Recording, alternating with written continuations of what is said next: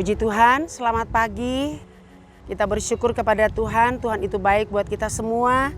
Dan sebelum kita melakukan aktivitas kita pada pagi hari ini, kita sama-sama menikmati firman Tuhan yang saya ambil dalam 1 Tesalonika pasal 1 ayat 5 sampai dengan ayat yang ke-8.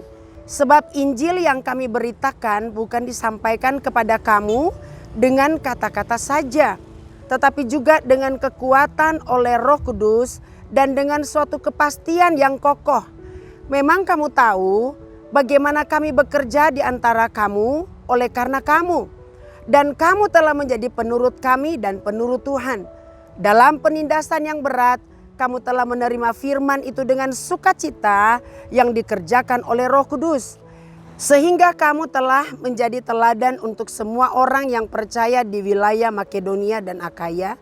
Karena dari antara kamu firman Tuhan bergema bukan hanya di Makedonia dan Akaya saja, tetapi di semua tempat yang telah tersiar kabar tentang imanmu kepada Allah, sehingga kami tidak usah mengatakan apa-apa tentang hal itu. Puji Tuhan.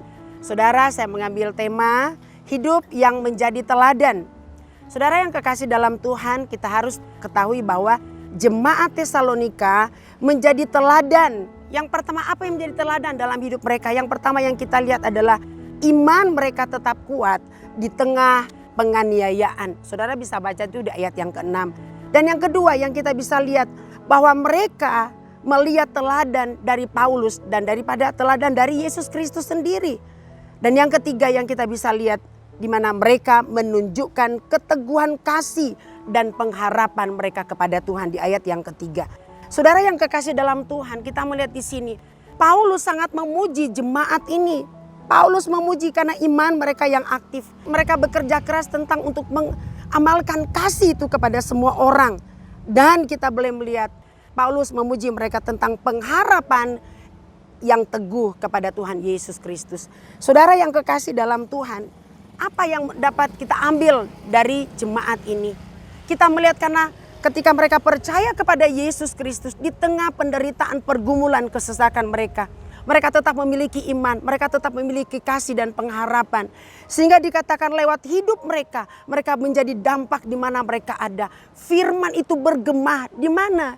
Bukan hanya di Makedonia dan Akaya saja. Sampai kita pun kita boleh melihat keteguhan iman jemaat ini itu berdampak buat kita. Dan saya percaya pun setiap kita, pergumulan, persoalan apa yang sedang kita hadapi. Satu hal yang kita tahu, kita harus memiliki iman yang teguh. Di era zaman yang sedang kita hadapi saat ini, dikatakan Indonesia tidak baik-baik saja.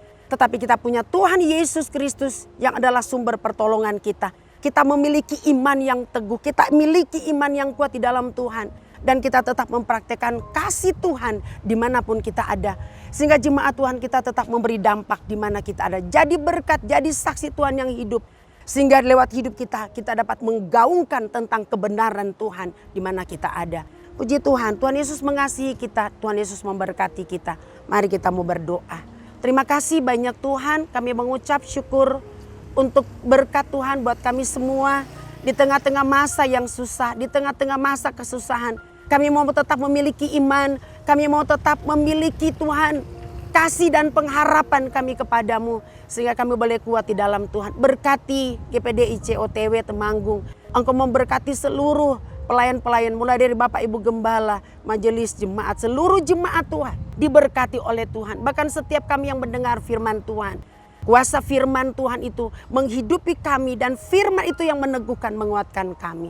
Terima kasih banyak Tuhan, kami menyerahkan seluruh keberadaan hidup kami sepenuhnya ke dalam tangan Tuhan. Sepanjang hari ini kami mengalami Tuhan bagi kami semua. Terpujilah namamu Bapa, dalam nama Tuhan Yesus Kristus kami berdoa mengucap syukur kepadamu Tuhan. Haleluya, amin.